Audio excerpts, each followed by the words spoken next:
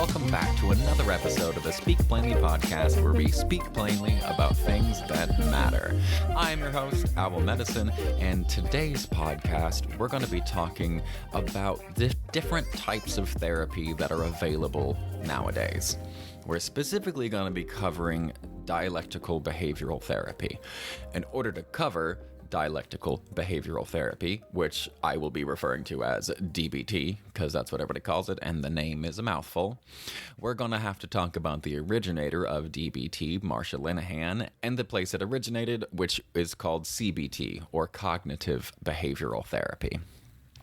We're going to talk about who winds up in this kind of therapy, how this therapy works, a few of the management tips that this therapy provides, and what makes it different from talk therapy, which is the kind of therapy that most of us think of. So, DBT and CBT you may have heard of, and there are specific types of therapy that are becoming really common nowadays, which is really cool because talk therapy is what most people think of when they think of therapy. When they say, I go to therapy, it is assumed that you're going to a therapist's office or maybe in your own house via Zoom or Skype or whatever now. And you just kind of talk about your life. You talk about your experiences. You talk about how you're doing now, the things that you struggle with, the things you're doing well, insights that you're having into your own processes and into the interpersonal dynamics that you experience at home and at work and all the things that make up life. And that hasn't really changed much since Freud. Talk therapy has its place, but it is limited in what it can do, and it's usually pretty roundabout. It's a very circular, cyclical type of intervention that's meant to be explorative and uncover things in a natural way. The types of therapy that we're going to be covering today are different. They are very directed, and that I really like. I really like the fact that they're quite directed. So the primary subject we're going to be talking about today is dialectical behavioral therapy, or DBT. And what separates DBT from CBT, what cognitive behavioral therapy and DBT have in common is, well, a lot. DBT is actually cognitive behavioral therapy plus a real focus on mindfulness. They consider mindfulness to be the foundation of DBT, and I think that's fantastic. Like I said, both of these are directed therapies, and that also means that they are time limited. Typically, a CBT course is 6 to 10 sessions that you work with a CBT trained therapist, and that's something that you should be looking for. I'll say right up front. This is a podcast. I'm not a therapist. I know things, and among the top of the things that I know is that I'm not a therapist. So find yourself a good therapist if you think this stuff sounds good for you, one that is trained in DBT and CBT, especially DBT. I really like DBT, and I'll get to why in a little bit. But CBT is a focused form of therapy. It's short term. It is about what happens inside us as a result of the things that actually happen to us. I've said a million times in this podcast that trauma isn't what happens to you. It's the wound that you carry inside due to the interpretation that you had of what happened to you. And CBT kind of says the same thing. It's not about what happens, it's about our interpretation of what happens. And that's kind of the general theme of CBT. And one of the biggest things that CBT has you do is called thought tracking. And thought tracking is meant to allow us to keep track of our automatic thoughts, because it's not about what happens to us, it's about our interpretation of what happens to us. And that interpretation happens because of the narrative that we have going on inside. There's a lot of automatic thoughts that some stimulus happens and we respond to it emotionally, and then our mind takes over and we go down some rabbit hole. And most of the ways that our mind takes over are automated. And so thought tracking is meant to help you know what your automatic thoughts are. What are the thoughts that are driving your experience? Because again, it's not about what happens to us, it's about our interpretation that creates our experience. So by keeping track of your thoughts, you're able to better understand what the stimulus was and the track that your mind takes to create your experience. So let me back up for a second and say that CBT is not for everybody. DBT is not for everybody. I think it basically should be, but CBT and DBT, especially DBT, was created by a woman who had borderline personality disorder, BPD, and DBT is really not exclusively for, but very heavily geared toward borderline personality disorder. Some of the reasons that people might have an interest in CBT or DBT, or maybe their therapist says, hey, maybe you should try these things. One of the primary reasons that you might get referred to or be interested in CBT is if you're self-harming. If you talk to a therapist about self-harm, then they might suggest CBT. Part of the reason is because we're trying to figure out through CBT what the underlying assumptions are that are driving our automatic thoughts, which drive our experience, which becomes so negative that we just want to feel something. And pain is better than nothing for some people. If you were one of those people, CBT, DBT might be really good for you. Another reason, and this is my version, again, I'm not a therapist, but from what I can tell, complex PTSD is a really important factor to consider for people who are seeking therapy and want help. Complex PTSD, there are 12 kind of agreed upon signs. And again, even if you get all 12, this is a podcast. But if 7 or more of these you consider to be true for you, then it might be worth talking to a therapist and seeing if CBT or DBT might be right for you. The number one sign out of the 12 signs that you might have, that you might be suffering from complex PTSD, is that you experience, number one, nothing as safe. Nothing is safe to you. Maybe you don't think you're going to die. Most likely you don't think that you're going to die, but you're always on guard, waiting for something to happen that you're barely going to be able to handle. Number two is you cannot relax. And this means physically as much as it does any other way. You have such a hard time relaxing that you dislike touch. A lot of times there's bowel problems that go along with it because our digestion is directly tied to our stress. A third sign is you can't sleep. You wake up super early and you wake up kind of startled. That's a sign that you might have complex PTSD. If you have a horrible, horrible self-image, that's another sign that you might have complex PTSD.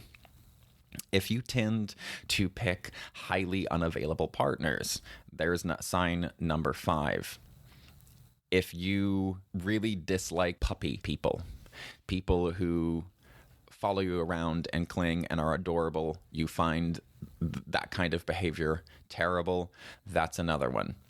If you are highly paranoid, and as in you expect hostility everywhere that you go, and expect hostility even from places that seem like it should be okay, things should be safe, maybe friendships or just in public, that kind of paranoia, subclinical, but a sign that you might have complex PTSD.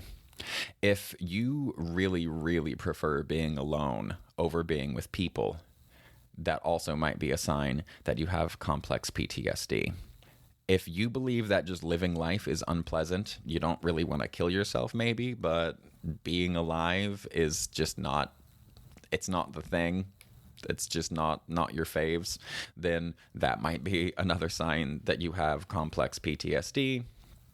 There's a lack of spontaneity in a lot of complex PTSD folks. Again, none of these go for everybody, but there is a regimentedness and a sense of control that is really important to understand that this need for controlling your life has a lot to do with your emotional lability, your extreme emotional reactions to things.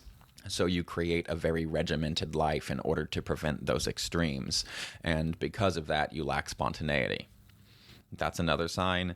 And lastly, you might be kind of career focused, or you get really externally focused to avoid being with yourself. That you really dislike holidays, and not just Thanksgiving and Christmas. I mean, days off, times where you're not focused on something external to accomplish something. That might be a sign that you have complex PTSD. Complex PTSD and borderline personality have a lot in common. They're not the same thing, but I really, really believe they have such similar roots. They're just different categories of classification of how the neurology of the developing child came to be. So CBT and DBT can be really good for people with complex PTSD. It's really good for people who are considering self-harm. And CBT, like I said, it's short. It's usually no more than 10 sessions. You work with a CBT trained specialist, and CBT's been around a little while longer.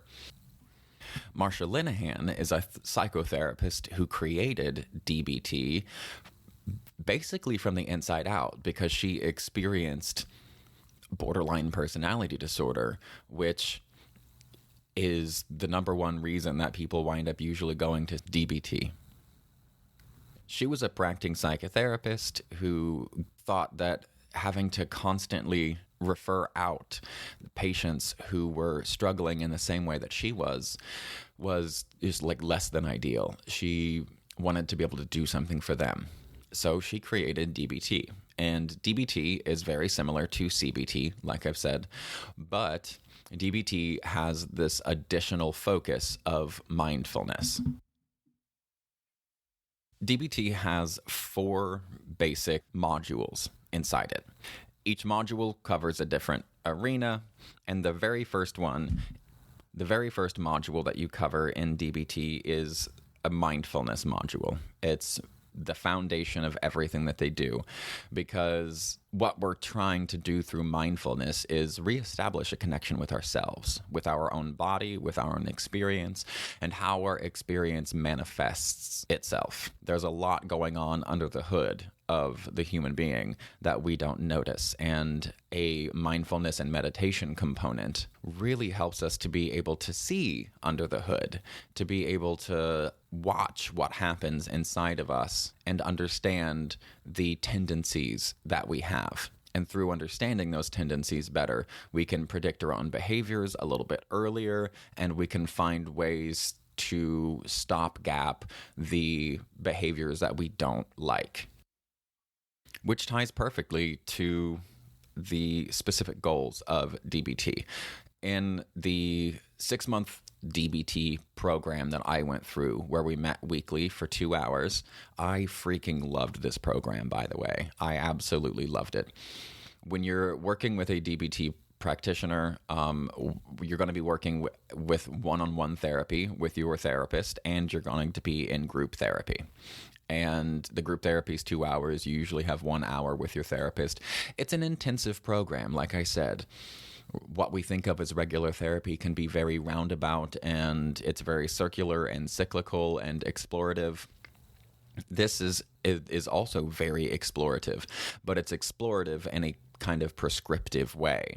And that's really useful for a lot of us, because not everybody can afford therapy that doesn't have like the most bang for your buck. In fact, I would say most everybody, especially those of us who really need therapy, we can't afford to just talk in circles about our childhood and about this memory and that memory and all that kind of stuff. So I'm really thankful that CBT and DBT are a thing now, that they've been created in this very focused manner to help us understand our own experiences.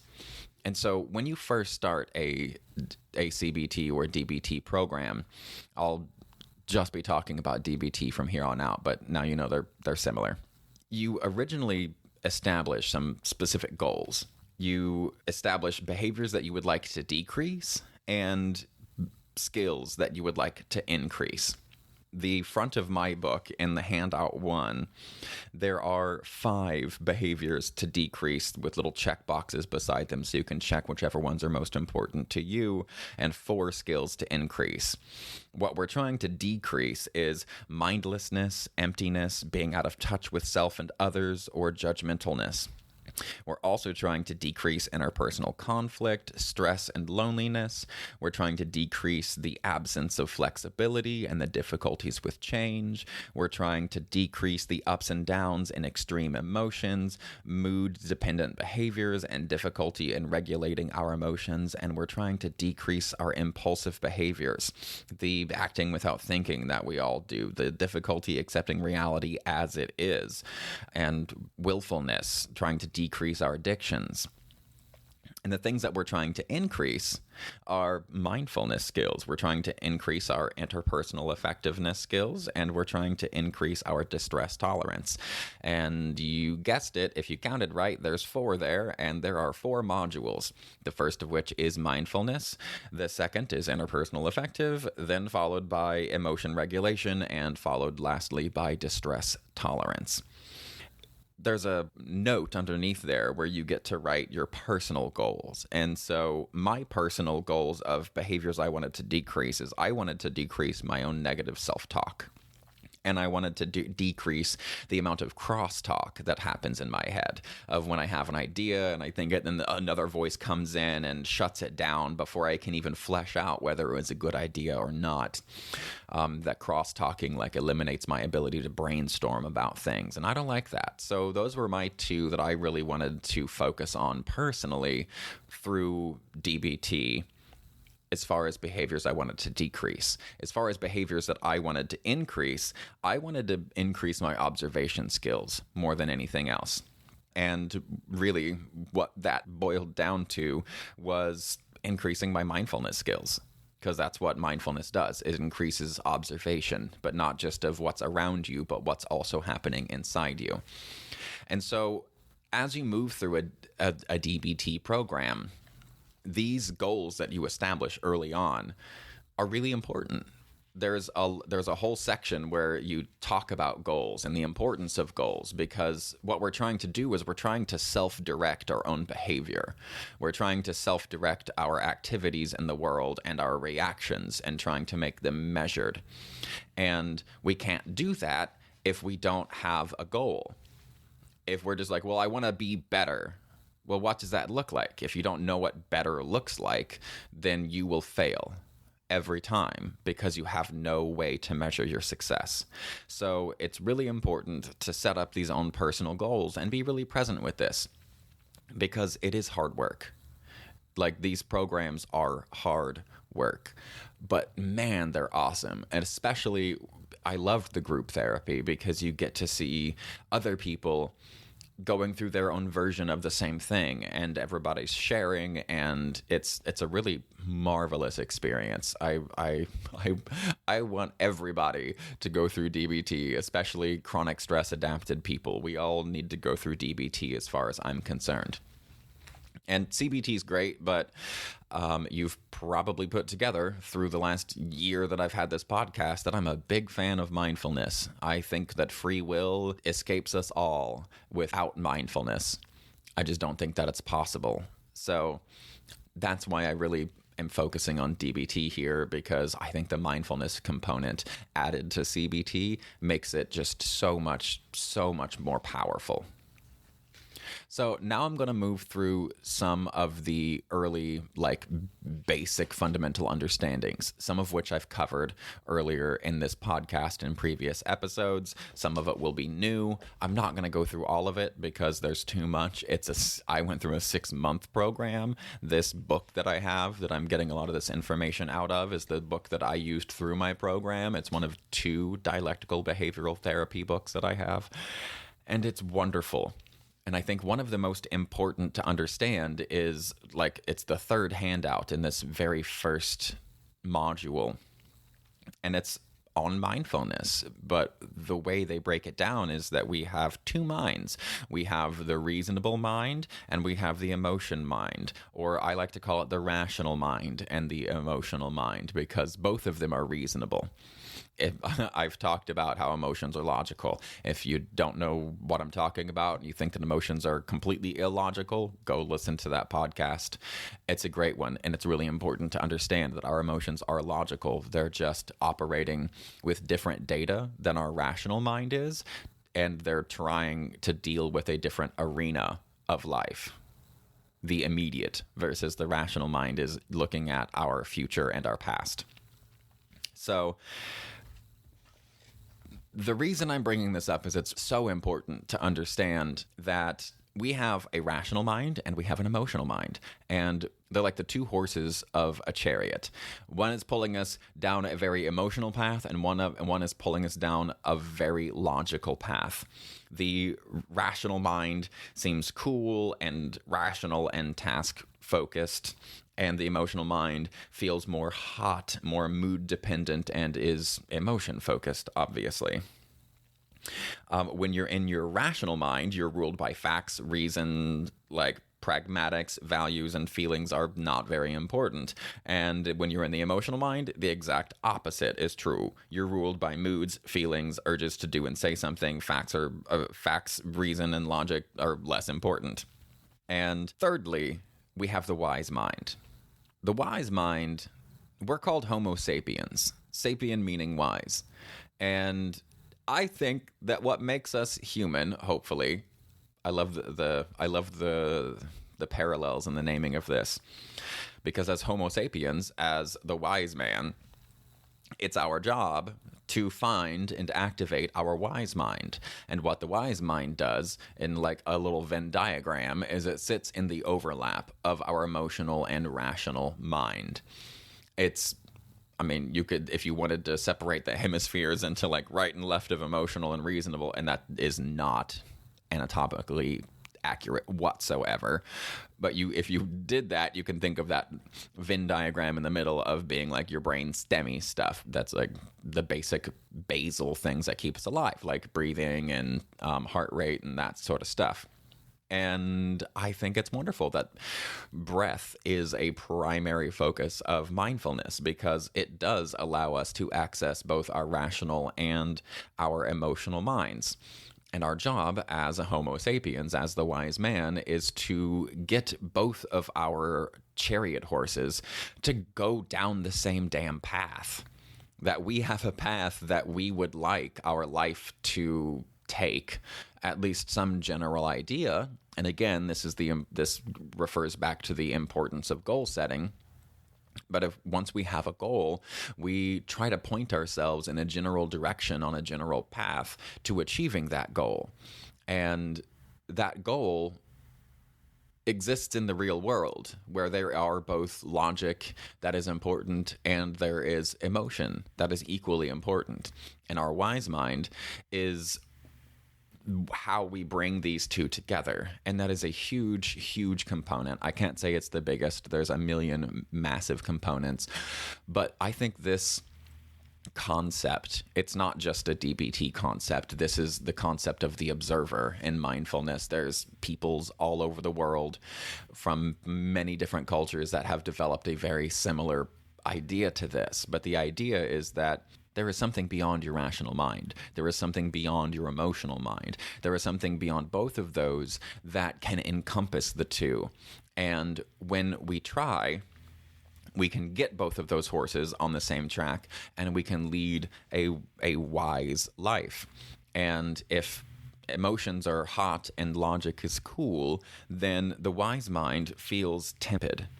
And the wise mind understands that there is wisdom within every person. It sees the value in both reason and emotion, and it brings together the left and right brain.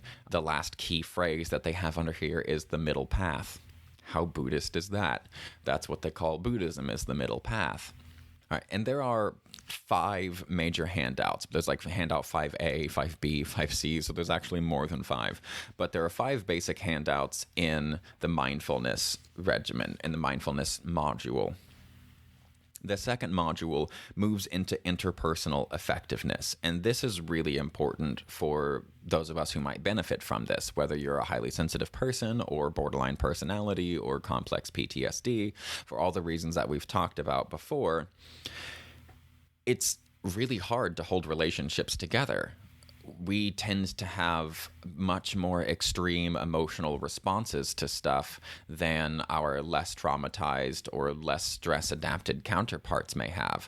And because of that, especially the people who are closest to us, especially if we have like complex PTSD from childhood and chronic stress, it gets really intense when we feel. We feel super strongly, and because of that, we really struggle in our relationships because we either have such dramatic reactions to things that it becomes hard to hold on to the relationship, or we choose partners who are basically dead on the inside because at least they don't have any reactivity that we have to deal with. We only have to deal with our own.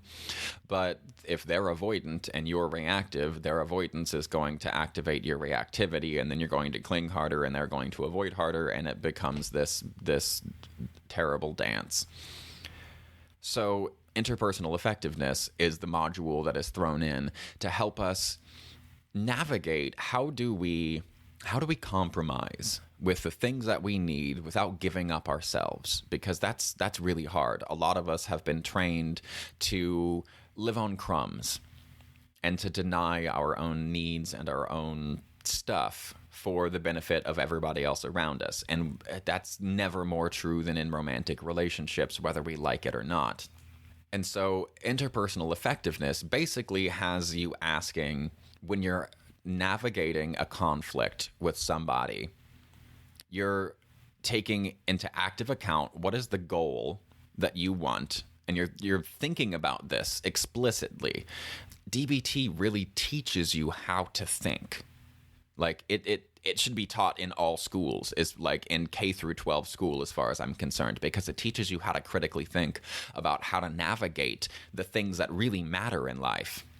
And the things that really matter are our own goals that are going to give us a sense of purpose and a sense of duty, and the relationships that we have. Our quality of life is determined by our quality of relationships. But sometimes at work or at home, there are situations that come up that are hard to navigate, and you get a no from a person that you have to continue to deal with, and they stopped you from doing this thing that is really important to you. And so the interpersonal effectiveness section is really asking about, what are your goals with the relationship, and what are your goals with this conflict, with this very specific situation? And learning to look at those and balance those out. Is this person really important to you as an individual? How important is that relationship to you? Well, if that's a really important relationship, then you should err to the side of maintenance of the relationship and making sure that whatever the outcome may be, that you phrase things in a way that you're not threatening the relationship itself. Whereas if this is a stranger, your relationship with them doesn't matter. You can kind of say whatever you want so long as it's within your own value system, which is another big theme of DBT, understanding what your own value systems are and not crossing your own moral lines. That's a big part of it, because we get really mad and we self-sabotage hard when we cross our own value lines. So that's kind of the purpose of the interpersonal effectiveness section. Then the next one that you'll get into if you work with a DBT therapist is emotion regulation. So the goals of emotion regulation are to understand and name your own emotions. Again, these are things that we should have been taught. These are things that we were taught. But a lot of times we weren't taught very accurately. Our parents weren't psychotherapists. And even if they were psychotherapists from 20, 30, 40, 50, 60, 70 years ago. And the access to knowledge that they had and the knowledge that they had was totally different. So as a child, you fall down, you scrape your knee, and it hurts. You learn because somebody explains to you what pain is, what anger is, what sadness is, what frustration is. Because they're like, oh, are you feeling frustrated? And the kid starts to agree. And it's like, oh, okay, this is what frustration is. That's what we're reestablishing in emotion regulation. The first goal is understanding and naming your emotions.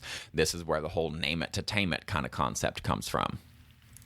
Then there is the decreasing the frequency of unwanted emotions.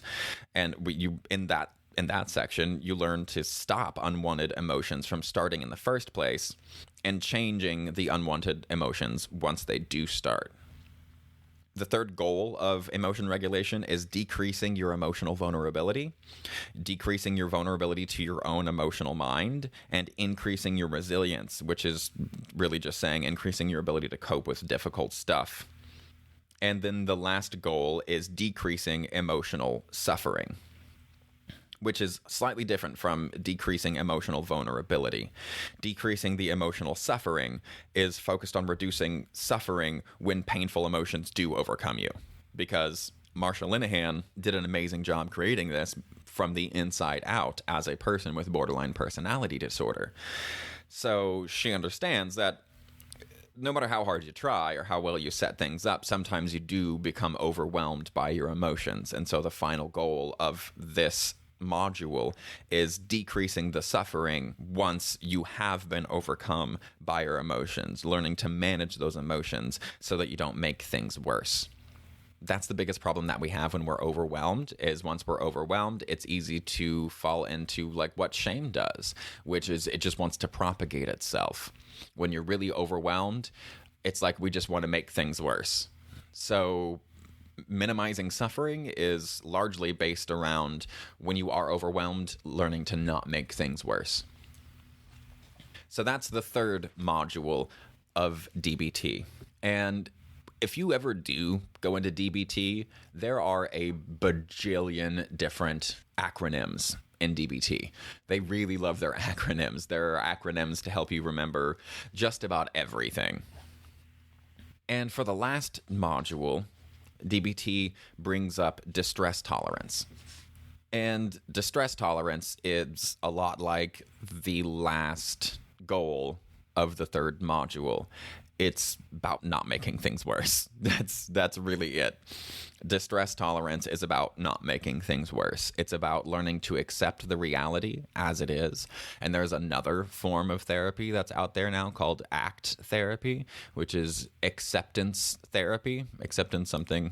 But it's another one that's based on radical acceptance. And in the distress tolerance module, we're focused on accepting reality and replacing suffering and being stuck with ordinary pain and the possibility of moving on.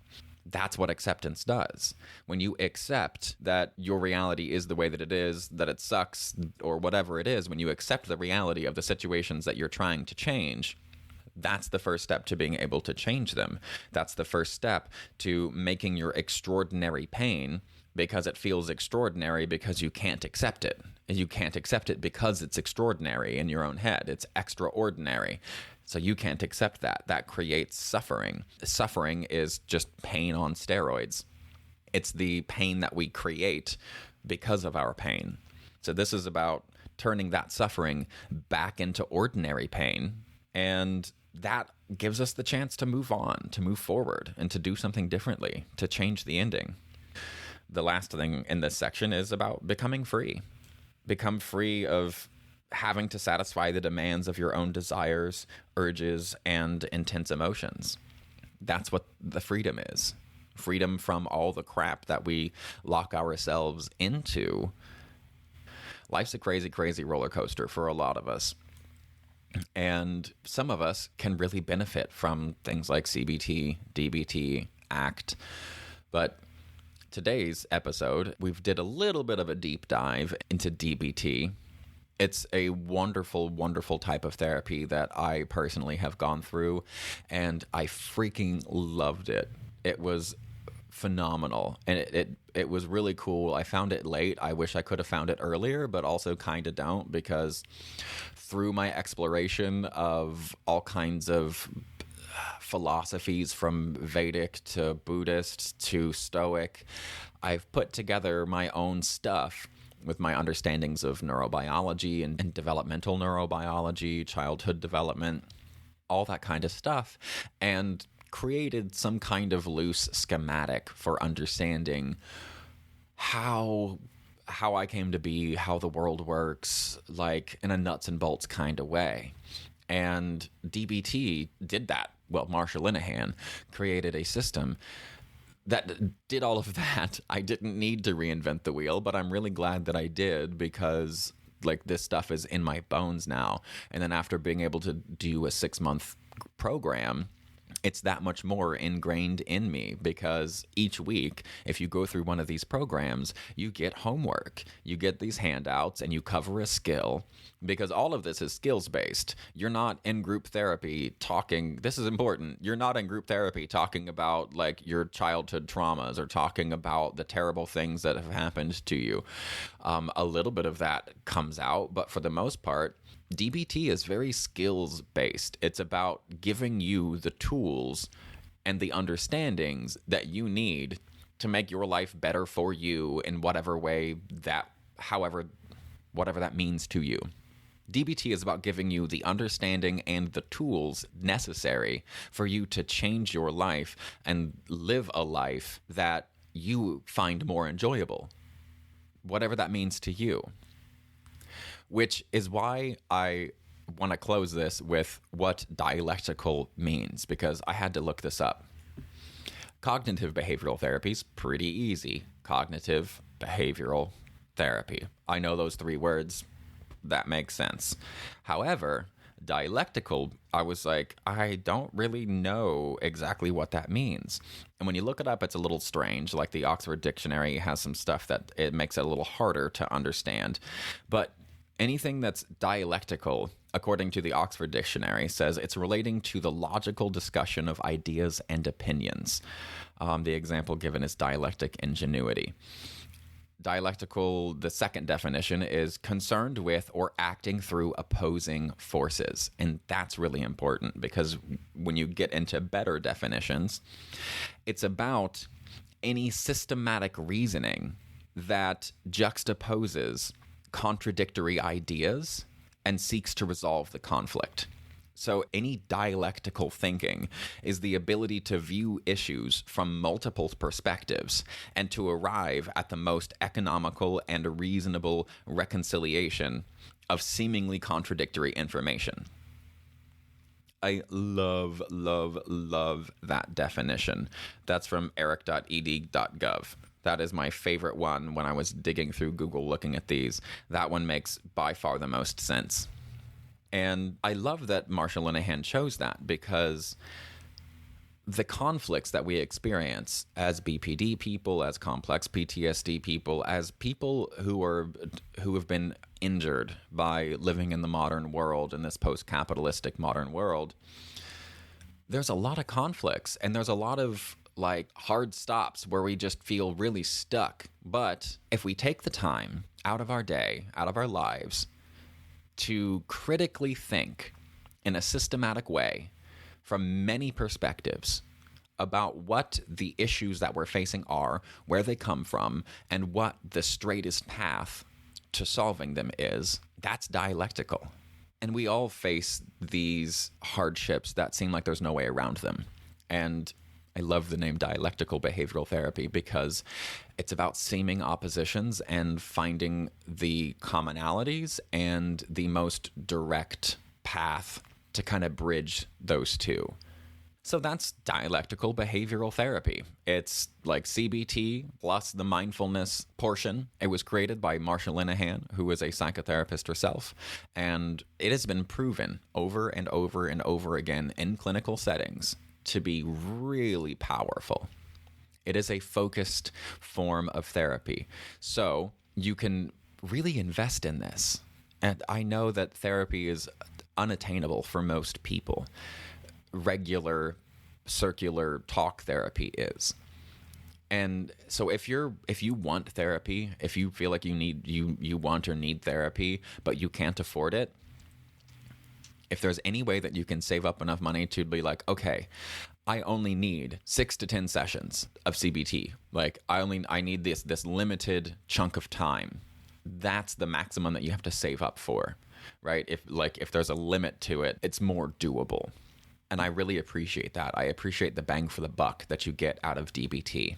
I'm really excited to announce that I will be attending a advanced DBT skills course coming up soon. And I think that's another 6-month program taught by people who train all of the DBT therapists around the country. I'm really excited. I'm really excited for that because I can't wait to pick their brains. I love this stuff, and it has saved my life before I knew it was called DBT. I just found DBT and went through that program last year. And it was really helpful because I was going through that program while Key was sick with cancer. So I really had to look at my own stuff and my own reactions because it was a very stressful time for me. And it really helped me to keep my shit together and not be volatile. I really love this stuff. So if you have been diagnosed with borderline personality disorder specifically, which basically just means that you're chronic stress adapted as far as I'm concerned, DBT is literally made for you. If you have complex PTSD, which is a PTSD that comes largely from small T traumas over a long period of time, rather than like a big T trauma that happened in a short, acute instance, and then you carry that wound, having multiple forms of chronic trauma is what is often referred to as complex trauma. And that does weird things to our brains, especially if it happens like under the age of 15, like through our childhoods. Again, going back to chronic stress adapted. A lot of the things that those 12 things that I listed that are signs of complex PTSD are all made better, whether you have it or not, whether you have that diagnosis or not. I'm not interested in diagnoses. I'm not a therapist. I'm interested in what do you suffer from and how can you make it better. And that's what DBT is all about. It's not asking you about your mommy and your daddy and all the hugs, although looking at some of that stuff can be beneficial. It can be important. It can be great. But at some point, all the whys just become mental masturbation, in my estimation. They're great. They can illuminate a lot of things, especially at first, but eventually you just wind up going in circles. DBT really focuses your mind on what are the realities that I face, not just rational realities, not just logistics of the material world, but also the realities of your emotional world, the realities of all of that. How can I take all of these things into consideration in a systematic, rational way and use that to live a life that feels better to me? If that sounds like something that you would enjoy, if that sounds good to you, I really hope that you find a DBT trained therapist because it's freaking awesome. All right, now you have made it to the end of another wonderful episode of the Speak Plainly podcast. Thank you very much. I really hope that you enjoyed this episode. We covered DBT, how it's like CBT, the originator is Marsha Linehan. We covered the 4 different modules of CBT and a few of the basic fundamental tools and teaching tools of CBT that I find are really important, especially the wise mind. So if you liked this, consider donating on Patreon, consider buying me a coffee. I really appreciate it. I do all of this out of the joy I get from sharing these things that I find important and beneficial. That's why we speak plainly about things that matter. I really believe that DBT matters. Psychotherapy has been largely the same for 100 years, and it's just now beginning to change, and it's been proven to be a very, very powerful tool for certain groups of people. So I hope that you will find yourself a DBT-trained therapist if all of this works for you. Again, thank you so much for listening. If you want to get coaching by me, that link will be in the description below, along with links to all of my other work and a link to the old podcast on emotions being logical. Thank you very much for listening. God bless you all. Spinoza bless you all. And remember, stay curious and stay uncomfortable.